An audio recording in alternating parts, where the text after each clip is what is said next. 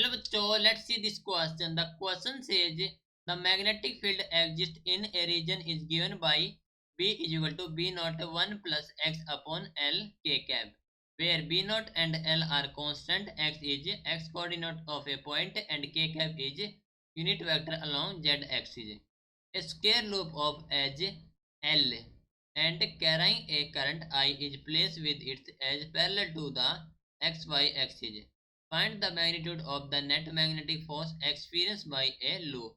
So question में कहा गया कि जो मैग्नेटिक फील्ड एग्जिस्ट करती है इन ए रीजन जो कि है B vector is equal to B naught 1 plus x upon l k cap, जहाँ पर बी नॉट और एल है कांस्टेंट और एक्स है x coordinate of the point and k है unit vector along z axis.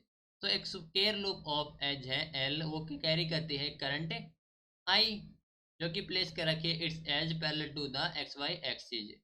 तो हमें फाइंड करना है magnitude of the net magnetic force experience by a loop. तो इस क्वेश्चन के लिए हमारा की कॉन्सेप्ट यूज हो रहा है, that is the magnetic force eight loop.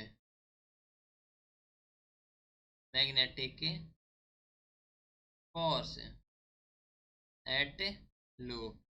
Okay, तो जो हमारे पास जो मैग्नेटिक फोर्स के लिए रीजन दे रखा है मैग्नेटिक फील्ड को, जो कि मैग्नेटिक फील्ड एग्जिस्ट करती है, वो रीजन है B vector is equal to B naught 1 plus x upon l into k cap. Okay, तो हमें फाइंड करना है magnetic force at a loop. तो अकॉर्डिंग टू द क्वेश्चन हमारे पास है एक स्क्वायर लूप जिसकी एज है एल और कैरी करता है करंट आई. तो यहाँ पर हमारे पास एक्सिस है, that is the x axis, this is the y axis. Okay, तो करंट फ्लो हो रहा हमारे पास है, that is from here and I current goes. Okay, यह I करंट है एंड यहाँ से एक सर्कुलर लूप बना रहा हमारे पास, एक स्क्वायर लूप बना रहा है.